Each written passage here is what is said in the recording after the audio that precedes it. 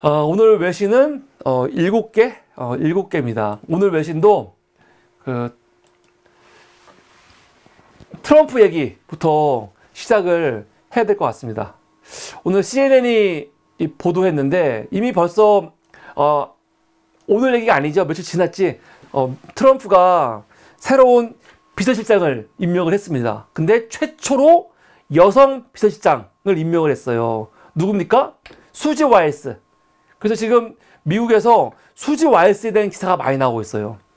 제목이 뭐냐? 트럼프의 새 비서실장으로 요번에 수지 와일스를 발탁을 했는데, 수지 와일스는 소탈한 인물이고, 그리고 트럼프 내각에서 가장 효과적인 운영자다. 지금 제가 기사들을 보니까 수지 와일스에 대해서는 평이 굉장히 나쁘지 않습니다. 트럼프와 완전 달라요. 트럼프 하면은 사실 굉장히 불안하고 즉흥적이고 예측 불가능하잖아요. 그런데 수지 와일스는 트럼프하고 완전 다른 스타일이에요. 침착하고 그리고 인간관계도 트럼프하고 사이 안 좋은 사람들 있죠. 그런 사람들하고도 관계가 좋다는 거죠. 그리고 굉장히 중간에서 역할을 잘하고 있는, 트럼프가 요번에 충성심으로 사람들을 뽑는다고 했거든요. 근데 가장 충성심이 높은 사람이 수지 와일스 같은 사람들, 트럼프 1기 때부터 같이 있었는데, 이 사람의 장점은 나서지 않아요. 나서지 않고 뒤에서 묵묵히 일을 하는데 실제적으로 가장 영향력 있는 사람이었다는, 과거부터. 그 트럼프가 수지 와일스의 말 잘 듣고, 그리고 트럼프가 가장 어려울 때, 뭐 선거 진 다음에 재판받고 어려울 때 있잖아요. 그때도 끝까지 트럼프 옆에 남아가지고 함께했던 뭐 그런 인물이기 때문에 트럼프가 엄청나게 이 수지 와일스를 신뢰한다고 합니다. 그래서 지금 미국에서는 수지 와일스에 대한 이런 분석 기사들이 많이 나오고 있어요. 그래서 오늘 CNN 보도를 보면, CNN이나 여러분 이 언론들은 트럼프에 대해서 부정적인 언론이잖아요. 근데 그런 언론들에서도 이 수지 와일스에 대해서 나쁘게 얘기를 안 해. 도널드 트럼프 대통령의 이번 3번째 대선 출마를 성공적으로 이끈 수지 와일스는, CNN 표현이에요, 조용하고 신중한 접근으로 지금까지는 주목받지 않는 것을 선호해 왔대요. 와일스는 트럼프의 새 비서실장으로 임명됐는데 트럼프의 가장 신뢰받는 조언자라는 거죠. 그리고 지금 미국 역사에서는 최초의 여자 비서실장이 됐습니다. 트럼프는 와일스를 강인하고 스마트하며 또 혁신적인 인물이라고 지금 칭찬하고 있습니다. 지금 나이가 67세인데 67세의 와일스는 겉보기에는 트럼프의 화려한 내각과 어울리지 않는 인물이라고 합니다. 그런데 그녀는 실질적이고 이성적인 접근 방식으로 트럼프의 측근들 사이에서도 오랫동안 존경과 신뢰를 받고 있다고 하죠. 지금 트럼프 그 측근들이 서로 지금 자리 쟁탈을 하고 있거든요. 근데 그런 거를 컨트롤할 수 있는 인물, 그러니까 트럼프 그 주변 사람들 안에서도 권위를 인정받는 인물이 수지 와일스라고 이야기를 합니다. 트럼프는 와일스에게 오벌 오피스의 접근을 통제할 권한을 보장했다고 합니다. 와일스도 비서실장 맡는 조건이 뭐였냐면, 트럼프한테 트럼프가 만나는 사람들 있잖아요. 만나는 사람을 나를 통해서 만나라는 거죠. 내가 자르면 못 만나고, 내가 만나면 만나고, 이거를 아예 그러니까 우리는 보통 이거를 문고리 권력이라고 하죠. 문고리 권력. 진짜 문고리 권력이에요. 본인이 내가 허락한 사람만 만나라, 내가 만나지 못하는 사람 만나지 마라, 그거를 트럼프한테 요구했다는 거예요. 그 트럼프가 오케이 했다는 거죠. 근데 실제로 그 일을 지금도 하고 있다는 거죠. 해왔다는 거야. 요번에도 지난 캠페인에서 트럼프 측근들로부터 트럼프의 사적인 공간을 보호하는 역할을 했대요. 주변 사람들이 트럼프한테 얼마나 많이 오겠습니까? 근데 그걸 다 막았다는 거죠. 트럼프한테 측근들도 함부로 접근 못하게 한다는 거예요. 그리고 트럼프가 만나갖고 거절하기 힘든 대상이 있으면 와일스가 대신 만나갖고 안 돼, 거절하고, 그런 역할을 와일스가 다 하고 있다는 거죠. 지금 수지 와일스는 플로리다에서 정치 경력을 쌓은 베테랑으로 그 트럼프 첫 대선 캠프 때부터 함께 했다고 합니다. 그녀는 다양한 정치인과 협력하면서 쌓아온 경험과 실질적인 정치적 전략으로 이 플로리다에서는요, 예언자라고 불리기도 했대요. 예언자라고. 2018년 플로리다 주지사 선거에서 트럼프의 지지자인 론 디센티스를 성공적으로 당선시키는데 기여했는데, 그 후에 디센티스하고 관계가 멀어져가지고 그만뒀거든요. 근데 그 다음부터 디센티스가 되게 어려워졌어요. 그래서 진짜로 실력은 인정받나 봐요. 명태균 같은 사람들은 공직이 없었고, 이 와이스는 공직을 가지고 있던 사람이죠.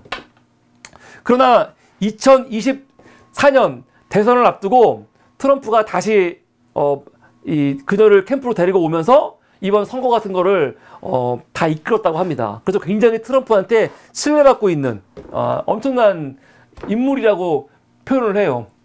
오늘 폴리티코도 이 와일스에 대해서 기사를 썼거든요. 제목이 뭡니까? 수지 와일스는 도대체 어떻게 트럼프를 이렇게 잘 관리할까? 제목이 이거야. 폴리티코가 트럼프한테 긍정적인 언론이 아니란 말이에요. 그런데 트럼프가 지금 의외로 굉장히 잘 관리되고 있다는 거죠. 그게 누가 하는 거냐? 수지 와일스가 하고 있다는 거예요. 트럼프의 백악관 비서실장으로 이번에 발탁된 수지 와일스에 대해서 정치 전문가들의 반응이 두 가지래요. 하나는 수지 와일스를 아는 사람들은 당연한 거다. 그 수지 와일스가 또 자기를 잘 드러내지 않기 때문에 모르는 사람이 많대. 그래서 누군데? 지금 그런 반응이 두 개가 있다고 합니다. 와일스는 아까 말한 것처럼 67세의 정치 전략가로 트럼프의 내밀한 조언자 중 최상의 자리에 올라 있지만 대중들한테는 잘 알려져 있지 않은 인물이라고 합니다. 와일스의 성공 비결 중 하나는 주목받지 않고도 영향력을 행사하는 능력이라고 합니다. 와일스는 트럼프의 거의 모든 결정에 관여하고 있지만 대중의 관심을 피하면서 자신을 드러내지 않고 있는 인물이라는 거죠.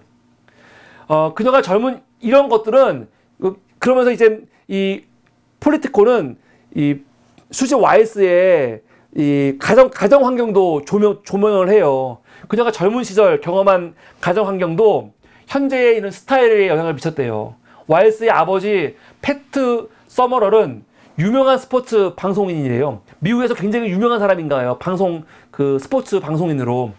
근데 그 아버지가 알코올 중독과 가정 문제로 딸에게 이 부정적인 영향을 끼쳤다고 합니다. 그러나 와일스는 어머니의 그 침착함과 절제된 대응 방식을 모델 삼아서 어려운 상황에서도 통제할 수 있는 그런 부분을 집중 관리하는 법을 배워왔대요. 근데 이게 이제 정치로 연결됐다는 거죠. 이는 정치인들과 협력해서 필요에 따라 보이지 않거나 반드시 필요한 존재로 자리 잡을 수 있는 능력으로 발전했다고 합니다. 이 와일스의 정치 성향은 중도라고 해요. 중도. 본인 스스로 자기를 중도라고 이야기한다고 한답니다. 나는 전통적인 배경을 가진 중도파라고 얘기한대요. 그런데 더 엄밀히 따지면 와일스는 정치적 성향이 거의 없다는 거죠. 여기는 어떤 사람이냐? 그냥 자기가 지지하는 사람을 따라가는 사람이래. 그냥 충성파. 우리가 봤을 때는 이게 뭐야? 그럴 수 있지만 트럼프 같은 사람들 보면 되게 좋은 거죠. 그냥 정치적 이 의견 때문에 대립하는 게 아니고 보스가 원하면 따라가는 그냥 충성파래. 충성파. 딱 트럼프가 좋아하는 스타일이죠. 그래서 트럼프와의 관계는 현재 상호 존중에 기초해 있다고 합니다. 와일스는 트럼프를 통제하려고 하기보다는 그를 이해하고 보좌하는 역할에 충실하고, 두 사람은 성격은 완전 다르지만 상호 보완적이고, 트럼프가 직접적이고 과감한 거와 다르게 와일스는 조용하고 신중하다. 그런 식으로 지금 평가하고 있습니다. 와일스는 단순히 조용하고 침착한 것만 되지 않고 또 오랜 경험을 바탕으로 정교하게 또 권력을 행사할 줄도 안다고 합니다. 그녀는 정치 및 언론계에서 오랜 네트워크를 쌓아왔고, 이로써 정치적 인물들의 평판을 관리하거나 필요에 따라 그들을 공격하는 방법도 능숙하다고 하네요. 네. 와일스는 언제나 능숙하게 상황을 관리하면서 트럼프와 같이 예측 불가능한 인물을 지원하는 데 있어서 굉장히 탁월한 실력이 있다라고 폴리티코도 말하고 있는데, 모르겠어요. 지나봐야 알지. 근데 지금 현재 미국 언론들은 트럼프는 모르겠지만 와일스에 대해서는 굉장히 긍정적으로 지금 평가하는 기사들이 굉장히 많이 나오고 있습니다. 이게 두 번째였고요. 다음 AP입니다. AP도 지금 미국인들이 트럼프한테 이 미국이 지금 경제적으로 어렵다고 느끼나 봐요. 어려운가 봐. 그래서 지금 이 경제적인 변화를 기대하고 있다라고 미국인들의 트럼프 당선의 그 기대감에 대해서 AP가 보도를 했거든요. 어떤 내용이냐? 요번에 민주당이 완전히 심판받는 게 뭐냐면은 이 경제 문제 때문에 받았다는 거, 심판을요. 고물가에 불만을 가진 미국인들이 경제정책 변화를 요구하면서 트럼프를 선택했다는 거죠. 트럼프 당선자는 바이든 행정부의 경제정책을 뒤집고 외국 상품에 대한 높은 관세 부과, 세금 인하, 그리고 대규모 불법 이민자 추방을 약속을 했지요. 많은 유권자들이 트럼프가 이전 임기 때처럼 경제 안정과 낮은 물가를 회복할 수 있을 것이라고 지금 믿고 있다는 거죠. 하지만 전문가들은 그렇지 않다. 트럼프가 지금 공개적으로 내놓은 그 정책들은 오히려 물가를 악화시키고 연방 부채를 증가시킬 거라고 경고하고 있다는 내용입니다. 예를 들어서 트럼프의 경제 정책 중에 핵심이 관세잖아요, 관세. 그래서 중국산 제품에 대해서 60%까지 관세를 부과하고, 그리고 모든 수입품에 대해서 10%에서 20% 관세를 부과하겠다는 거 아닙니까? 그런데 이런 관세가 실제로는 미국 기업들이 부담하는 관세가 될 수 있고, 이는 소비자 가격 상승으로 이어진다는 거죠. 또한 다른 나라들이 미국산 제품에, 아니 미국이 관세 올리는데 외국은 가만히 있겠습니까? 중국은 가만히 있겠어요? 그 나라에서도 미국 제품에 대해서 보복관세 부과하면은 수출에 타격이 있다는 거죠. 그래서 트럼프의 관세 정책은 일반 가정에 앞으로 연간 2,600달러의 추가 부담이 발생한다고 지금 예측되고 있습니다. 그러니까 지금 미국인들은 트럼프가 되면 물가 싸질 거야, 이렇게 기대한다는 거예요, 막연하게. 그래서 전문가들은 아니, 연간 1인당 한 가정당 2,600달러 이상이 추가 부담될 거야 라고 말하고 있습니다. 또한 트럼프의 불법 이민자 그 수백만 명의 추방을 공언을 했거든요. 근데 그게 바로 노동시장에 영향을 미친다는 거죠. 왜냐하면 지금 이민자 830만 명을 추방한다는 건데, 그 830만 명을 추방하면은 추방으로 끝나는 게 아니에요. 지금 미국인, 저도 말했지만은 불법 이민자들 문제도 있겠지만 그들 때문에 지금 유지되는 도움받는 긍정적인 것도 있거든요. 세금 문제도 있고. 당장 830만 명을 그냥 강하게 추방해버리죠? 그러면 미국의 GDP 5.1조 달러가 줄어든대요. 그래서 인플레이션은 9.1% 증가한다는 거죠. 이거 어떻게 할 거냐는 거예요. 그래서 트럼프가 과연 공약대로 불법 이민자들을 정말 수백만 명을 한 번에 추방할 수 있겠냐. 그리고 한다면은 이건 경제적으로 타격이 클 거다라고 얘기하는 겁니다. 또 세 번째, 세금 인하 정책. 그는 개인과 기업에 대한 세금 감면을 지금 연장하고 사회보장연금에 대한 세금 폐지 등을 추진할 방침을 세우고 있습니다. 이에 따라서 향후 10년간 연방 적자가 5.8조 달러 증가할 것으로 예상됩니다. 그러나 현재 연방 예산은 이미 노령인구 증가로 인한 사회보장과 메디케어 지출로 균형을 이루지 못하고 있대요. 전문가들은 트럼프가 연방 예산 균형을 위한 과감한 조치를 실현할 가능성이 낮다고 평가하고 있습니다. 그래서 유권자들이 트럼프한테 경제를 기대하면서 뽑았겠지만 그게 그렇게 쉽게 되지 않을 거다라고 사실은 좀 부정적으로 보는 기사입니다. BBC는 오늘 멜라니아에 대해서 기사를 썼습니다. 멜라니아가 트럼프 일기 때는요, 사실 되게 조용했죠. 김건희가 등장하기 전까지는 예전에 멜라니아를 보면서 아, 영부인 맞아? 무슨 영부인이 저래? 좀 그런 느낌이 들었거든요. 그리고 또 멜라니아 엄청 나대는 거 아니야 그랬거든. 근데 의외로 멜라니아는 굉장히 조용했어요. 다 아시겠지만. 그리고 멜라니아가 일기 때 보면은 영부인으로서의 역할에 별로 관심이 없었어. 그리고 멜라니아는 백악관에 거주도 안 했어요. 아들하고 뉴욕에 있었죠. 그래서 영부인으로서 역할을 많이 안 했어. 그래서 별로 그렇게 멜라니아가 구설수에 오르지도 않았어요. 일기 때는요.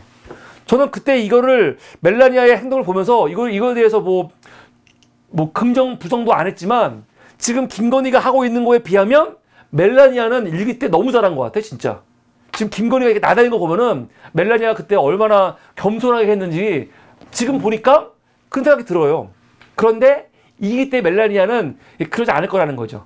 지금 이 기사가 뭐냐면 지금 트럼프 이기 때는 멜라니아가 다르게 할 수도 있다. 그런 분석 기사입니다. 어떤 내용이냐면 트럼프가 대선에서 승리한 날 멜라니아가 멜라니아 트럼프가 대국민 메시지를 발표했대요. 미국의 자유를 지킬 것이다 라고 한마디 했다고 하죠. 간결한 메시지였지만 그녀가 두 번째 대통령 영부인 역할을 하면서 이제 앞으로 좀 다르게 접근할 가능성을 암시했다는 겁니다. 2016년에는 그때는 백악관과 거리를 두면서 아들 바론과 함께 뉴욕에 머물렀어요. 뉴욕에. 특이하지요? 대중의 시선을 피하고 전통적인 영부인 역할을 적극적으로 수행하지 않았지만 이번에는 보다 의도적이고 신중한 역할을 할 거라는 겁니다. 대통령의 정치적 논란 속에서도 대중적 활동을 피하고 상대적으로 조용한 행보를 이어오지 않았습니까? 그런데 이제는 그렇게 안 할 거라는 거죠. 우선 멜라니아 트럼프는 과거 인터뷰에서 정통적인 영부인 역할 롤모델로 전통적인 영부인들을 전통적인 영부인의 역할을 롤모델로 삼겠다 이런 말을 했습니다. 그러면서 백악관 앞으로 할 게 백악관 미화, 백악관 꾸미는 거, 그리고 아이들 복지 향상을 위한 거, 그런 것들에 관심 갖겠다는 거죠. 첫 임기 중 온라인 괴롭힘 방지 캠페인 비베스트 했었는데 최근에는 위탁 아동을 위한 교육자금 마련 재단을 시작했다고 합니다. 이번 임기에서도 마찬가지로 이와 같은 활동을 이어갈 거라고 이야기합니다. 그러니까 지금 기사를 보면 멜라니아가 이기 때와 다르게 뭔가 열심히 할 것 같아. 근데 열심히 하는 게 지금 뭐냐면 그냥 아이들을 위한 뭐 교육자금 마련이라든가 뭐 그런 거 한다는 거거든요. 그걸 누가 뭐라고 해? 응? 김건희는 지가 대통령이라고 생각하잖아요. 지가 대통령이라고. 내가 이 자리에 앉아보니까 그때 개소리하고. 비교가 안 되는 거예요. 오히려 멜라니아 보니까 너무 훌륭해 보여. 김건희가 있다 보니까. 가디언입니다. 가디언은 지금 파키스탄에 요번에 엄청난 테러가 있었대요. 그 기차역 그 테러로 인해서 요번에 24명이 사망하는 사건이 있었습니다. 이거 오늘 기사입니다. 어제 기사구나. 파키스탄 남서부 퀘타의 한 기차역에서 발생한 폭발 사고로 최소 24명이 사망하고 40명이 그 부상자가 발생했다고 합니다. 그 발루치스탄 경찰 총감에 따르면 이번 공격의 표적은 그 인근에 보병학교가 있나 봐요. 그 보병학교 소속 군인들을 타겟으로 한 건데 타겟을 해갖고 있었던 테러입니다. 근데 지금 부상자 중 상당수는 위독하다고 합니다. 현지 경찰에 따르면 이번 폭발은 자살 폭탄 테러로 보인다고 하네요. 펀잡주 페샤와르로 향할 예정이던 열차가 출발을 앞둔 시점에서 기차역 내에서 폭발을 했다고 합니다. 현재까지는 어떤 단체도 우리가 한 거다! 그런 단체는 아직 나오지 않고 있대요. 파키스탄은 현재 남서부 지역의 분리주의 세력과 북서부의 이슬람 무장 세력에 잇따른 공격에 직면해 있다고 합니다. 지난 8월에는 발루치스탄에서 분리주의 무장 단체가 경찰서와 철도, 도로 등을 공격해 최소 73명이 사망했다고 하네요. 그래서 지금 파키스탄이 굉장히 이런 일들이 지금 있다고 하네요. 예. 로이터입니다. 로이터는 어떤 기사냐? 제가 진짜 막 피가 거꾸로 돌아요. 아마 방송 보신 분도 계시겠지만 제가 엊그저께 소개했지요. 네덜란드 암스테르담에서 그 친팔레스타인 시위대가 그 이스라엘 그 축구팀 서포터즈 놈들 두들겨 팼잖아요. 지금 그 때문에 난리거든요. 근데 이것 때문에 난리야 지금. 이거 갖고 이 네덜란드 총리는 너무 부끄럽다. 반유대주의가 다시 등장했다 하면서 엄청나게 지금 뭐 유대인들 피해자 코스프레를 하고 있거든요.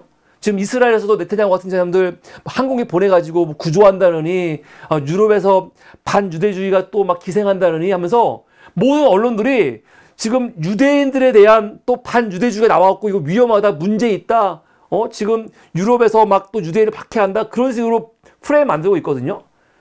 근데 막 욕이 나와요, 씨발. 우선 분명히 말해야 되는데 폭력이 있었어요. 있었습니다. 근데 문제는 뭐냐? 지금 기사들이 똑바로 안 쓰는데 폭력 사태가 왜 벌어졌냐? 그 축구 시위대 있죠. 축구 서포터즈. 이 새끼들이 팔레스타인 시위대한테 시비를 걸었어요. 가서. 시비를 걸고 그 국기를 끌어내리고 그따위 짓 하다가 터진 거거든요. 맞을만 하잖아요. 이게 문제가 돼? 근데 그걸 가지고 징징거리고 지들이 대단한 피해자인 양 떠들고 있는 거거든요. 제가 더 열받는 건 뭐냐면 이런 와중에 우리 국민들이 해외 나가서 맞았어. 반유대주의야. 그 징징거리고 있는 이 와중에 어떤 짓거리 하고 있는 겁니까? 어제 새벽에 이스라엘이 레바논 그 티레를 또 공습을 해가지고 최소 7명이 사망했습니다. 최소 7명이 사망을 했어요. 레바논 보건부가 발표했습니다. 토요일 발표, 오늘 아침 발표했는데 이스라엘의 공습으로 레바논 해안 도시 티레에서 최소 7명이 사망하고 46명이 부상을 입었다고. 사망한 7명 중 2명은 어린아이예요. 공습은 금요일 밤 늦게부터 시작이 됐다고. 현재 구조팀이 지금 희생을 수습하고 있다고 그러고 있습니다. 이런 문제 아무것도 아니에요? 지네 싸가지 없는 이 국민들, 이 축구팀 서포터 새끼들이 외국 나가갖고 팔레스타인 시위대한테 개질 아주 진상 부리다가 터진 거는 이게 어마어마한 문제고, 개새끼들 이렇게 지금 폭격을 해가지고 어린아이들, 이 무고한 아이들이 죽어나가는 거는 문제가 안 돼? 근데 이런 거 갖고는 그냥 또 그랬구나 그러고 있어요. 그런데 황당한 거는 전 유럽이 유태인 이 싸가지 없는 새끼들이 좀 처맞았다고 이거 가지고 반유대주의라고 난리치고 있어 지금 이게. 알자지라. 이스라엘이 요번에 요르단강 서안 마을 급습해가지고 팔레스타인 남성을요 죽여버렸다. 그 기사예요. 오늘 기사. 이스라엘군이 점령지인 요르단강 서안에 아카바 마을을 급습하면서 최소 1명의 팔레스타인 남성을 가족이 보는 데서 사살했습니다. 사망자는 25세의 아드함 자이드 엘잣 마스리라는 청년입니다. 이스라엘 군은 그의 시신을 아직 돌려주지 않고 있대요.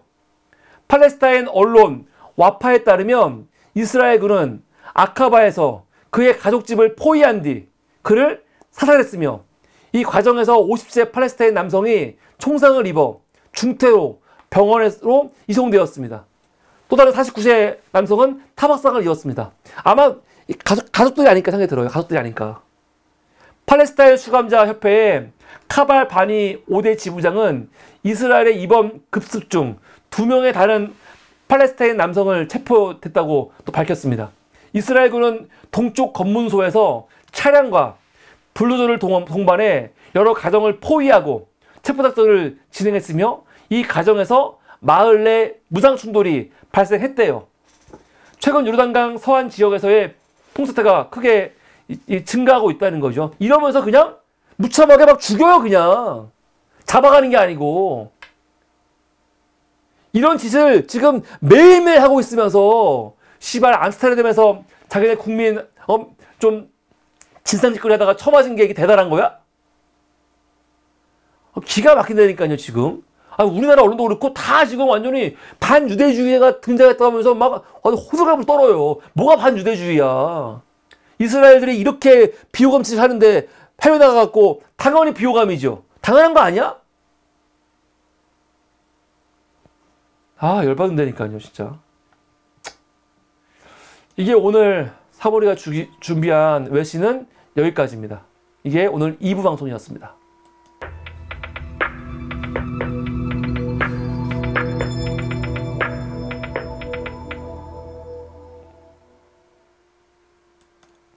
네, 여러분 감사합니다.